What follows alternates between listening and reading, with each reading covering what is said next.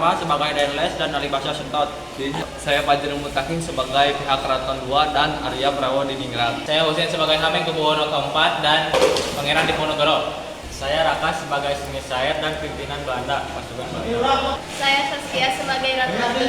Saya Salya Livianti sebagai pihak Keraton I dan pasukan Belanda. Saya Ali sebagai Pati Danorojo dan pimpinan Belanda. Saya Medina Wiracandra sebagai Raken.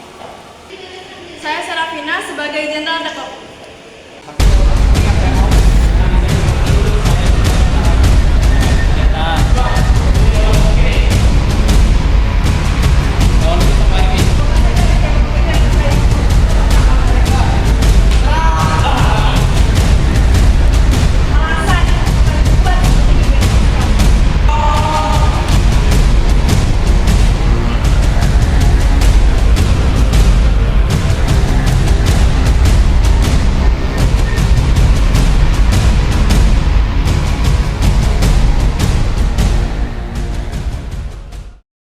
Pada tanggal 5 Januari 1808, zaman penguasaan Denles terjadi perseteruan pihak Belanda dengan keraton.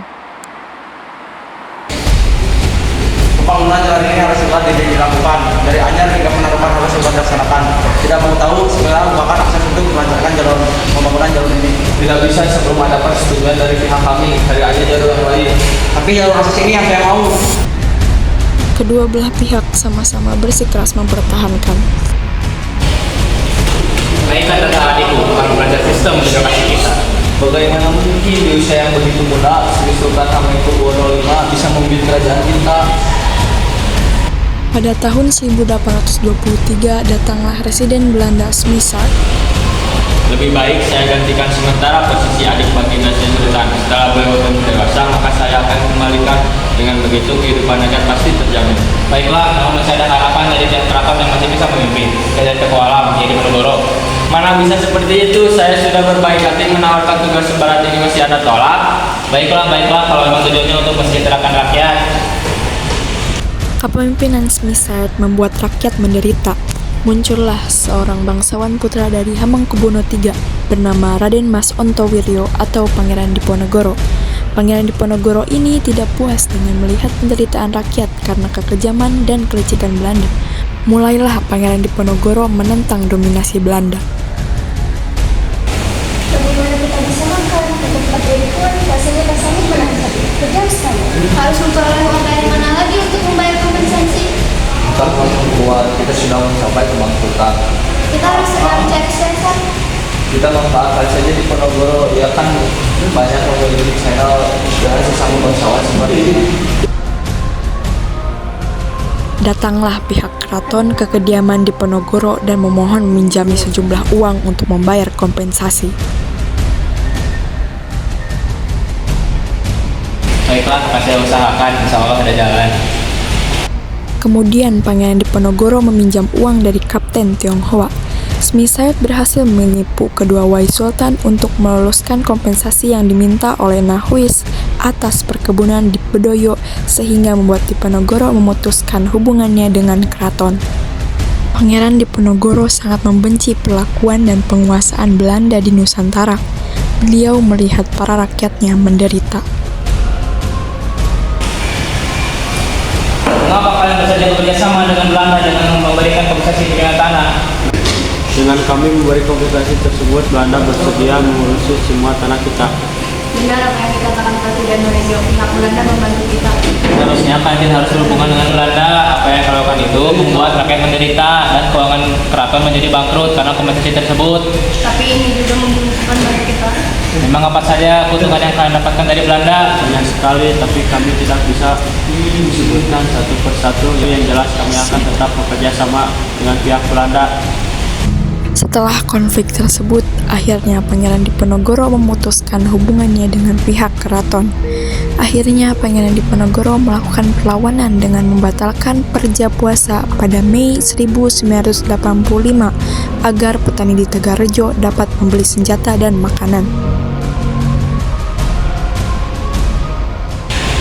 Perintahkan pada anak buah kita sekarang agar pemasangan patok segera dilaksanakan. Baik, segera saya laksanakan. Apakah sudah mendapatkan persetujuan dari Pangeran Diponegoro karena pemasangan tersebut akan melewati pekarangan Diponegoro. Biarkan saja apa peduli kepadanya, ini demi kelancaran pembangunan. Setelah Pangeran Diponegoro tahu, beliau memerintahkan rakyat untuk mencabuti patok-patok tersebut. Cepat, cabutin patok-patok ini. Kemudian Patih dan Rejo pun datang.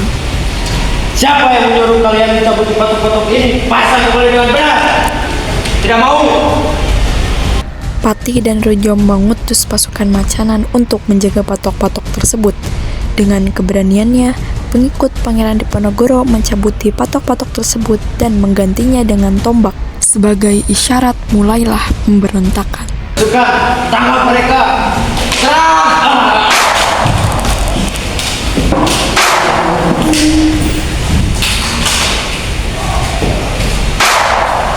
Bagaimana cara kita berlindung untuk sementara ini? Lawan dulu sampai Iris, saya akan memikirkan kemana kita akan berlindung.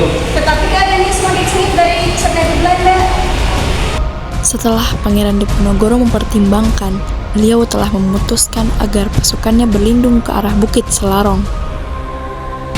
Mari kita berlindung di Gua Selarong ini.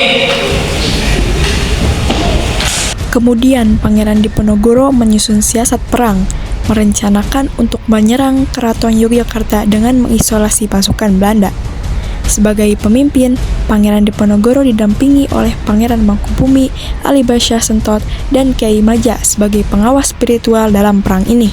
Perang ini semakin meluas hampir di seluruh Jawa, karena itu Belanda berusaha meningkatkan kekuatannya. Kuatkan pasukan kita untuk melawan Diponegoro. Kirim ke Turkuens, ke Tegal dan Pekalongan, dan dari Kolgel ke daerah Banyumas. Tapi kita harus benar-benar memperkuat pasukan. Bagaimana kalau kita meminta bantuan kepada saudara kita yang berada di Sumatera Barat? Lakukan saja jika memang itu yang terbaik. Belanda menghancurkan pos-pos pertahanan pasukan Diponegoro. Ayo pasukan, hancurkan pos-pos mereka. Serang!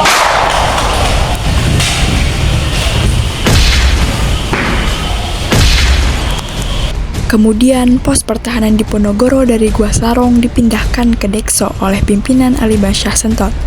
Ali Basyah Sentot berhasil mengalahkan Belanda di daerah bagian barat, dan pasukan Diponegoro pun mendapat kemenangan. Bagaimana kalian ini menghadapi Diponegoro saja tidak becus? Kalau begini caranya, kita bisa habis dalam perang. Tapi kami sudah menjalankan siasat yang telah disusun. Alasan akan kubuat strategi benteng stealth. Pada tahun 1827, perlawanan Diponegoro berhasil dikalahkan oleh Belanda. Para pimpinan yang membantu Diponegoro mulai banyak yang tertangkap, walaupun perlawanan rakyat masih terjadi. Serang habis pasukan Belanda, jangan sampai kita mau ditindas. Siap Tuan, sampai diinginkan sudah kami tewaskan. Pasukan Belanda mencoba mendekati Ali Basyah Sentot untuk berunding, tapi ia selalu menolak. Bagaimana ini? Apakah kita bisa membuat Sentot menerima ajakan kita? Apakah kita bisa meminta bantuan Arya Prawira di Ningrat? Mungkin bisa, kami akan meminta bantuan kepadanya. Setelah itu, pihak Belanda berhasil meminta bantuan Arya Prawira di Ningrat, dan Ali Basyah Sentot pun menerima ajakan untuk berunding. Bagaimana dengan Al-Jasa apa yang Anda pertahankan dan apa yang ingin kami dapatkan? Biarkan aku dan pasukan Pangeran Diponegoro berjuang di jalan Allah, dan jangan cegah aku untuk melepaskan sorban ini. Baiklah, kami akan wujudkan permintaan Anda, tetapi setelah perjanjian ini tanggal 24 Oktober 1829 kalian harus menyerahkan ke ibu kota Yogyakarta. Kemudian ditandatanganilah perjanjian Imogiri antara Ali Basyah Sentot dengan pihak Belanda. Pada tahun 1829, Ali Basyah Sentot dan pemimpin pengikut Pangeran Diponegoro ditangkap oleh Belanda. Penyerahan diri atau tertangkapnya para pemimpin pengikut Pangeran Diponegoro merupakan pukulan berat bagi perjuangan Pangeran Diponegoro. Pada tahun 1830, Pangeran Diponegoro yang sudah tidak tahan lagi melihat pasukannya dibantai memaksanya untuk berunding dengan Belanda dan menghentikan perang. Sebagai ganti kesalahan keselamatan pasukannya, pada 28 Maret 1830, Pangeran Diponegoro harus rela diasingkan ke Manado. Beliau kemudian dipindahkan ke Makassar pada 20 Juni 1833 dan meninggal di Benteng Rotterdam pada 8 Januari 1855.